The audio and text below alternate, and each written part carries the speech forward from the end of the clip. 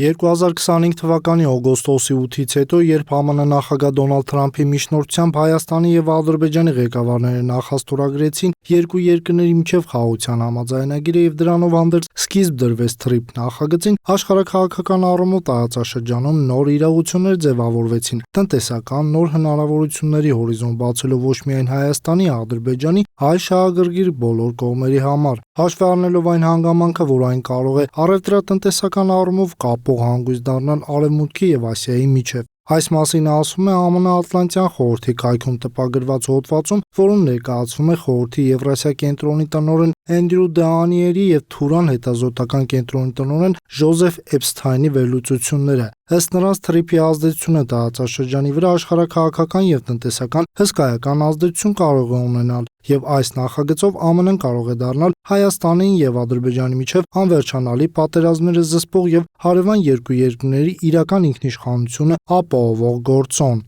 Այս համաձայնությունը պետք է օգտակար լինի երկու կողմերի համար էլ։ Սպիտակ տունը կարող է վստահեցնել ամերիկացիներին, որ նրանք տնտեսական օգուտներ են ստանում Հարավային Կովկասում ԱՄՆ դիվանագիտական ներգրավվածությունից, որը նոր հնարավորություններ է բացում ամերիկյան ընկերությունների համար։ Միաժամանակ ԱՄՆ հովանու ներքո խաղաղության բանակցություններ վարելով եւ ընդգծելով ԱՄՆ շահերը TRIP-ում, Փաշինյանն ու Ալիևը պաշտպանեցին համաձայնագրի ամենազգայուն մասը՝ ԱՄՆ-ն զսպող գործոն դարձնելով։ Հոդվածով անդրադարձ է կատարվում նաև Հայաստանի հարավով անցնող 27 մղոնանոց ցամաքային հատվածի մասին, նշելով, որ այդ տարածքը կարող է եւ պատրաստ է ձևավորել Հարավային Կովկասի աշխարհաքաղաքականությունը, մասնավորապես հունվարի 13-ին ԱՄՆ պետքարտուղար Մարկո Ռուբիոյի եւ Հայաստանի արտգործնախարար Արադ Միրզոյանի միջև տեղի ունեցած հանդիպումից հետո ձեռք բերված պայմանավորվածությունների ֆոնին։ ԱՄՆ միջնորդությամբ կառուցված այս միջանցքը, որը խոստանում է լինել Եվրոպայի եւ Ասիայի միջև կենսականորեն կարևոր կապող օղակ, կարող է պատմության մեջ մտնել որպես Դոնալդ Թրամփի երկրորդ ժամկետի արտաքին քաղաքականության ամենատպավորիչ նվաճումներից մեկը։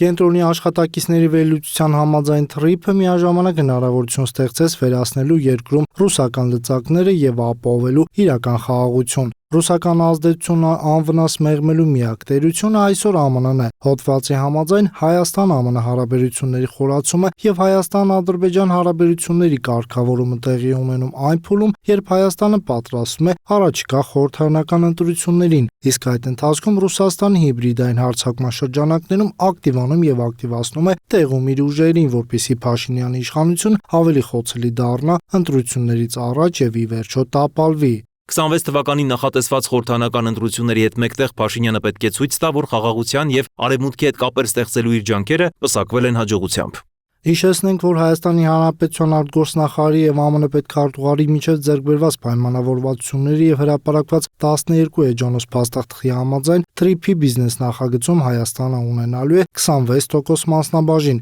իսկ մնացյալ 74%-ը պատկանելու է ամերիկյան ընկերությանը, որը պատրաստվում է ներդրումներ կատարել ենթակառուցվածքների կառուցման եւ նախագծի իրականացման համար։ Բացի մասնաբաժնից այս նախագծում Հայաստանի օգուտներ լինելու են նաեւ այն հարկերն ու տուրքերը, որոնք գործում են միջազգային ճանապարհների փոխադրումների դեպքում։ Ինչ վերաբերում է ընդդիմության շահարկումներին, թե Հայաստանն այս նախագծով կորցնում է իր սուվերենությունը, ապա իշխանության ներկայացուցիչները վերջին օրերին բազմիցս անդրադարձել են դրանց, նշելով, որ այն գործելու է Հայաստանի ինքնիշխանության, իրավահավասարության, անկախության նորմերի սկզբունքների հիման վրա, եւ որ ամենակարևորն է փաստաթուղթը իրավական ուժ չունի։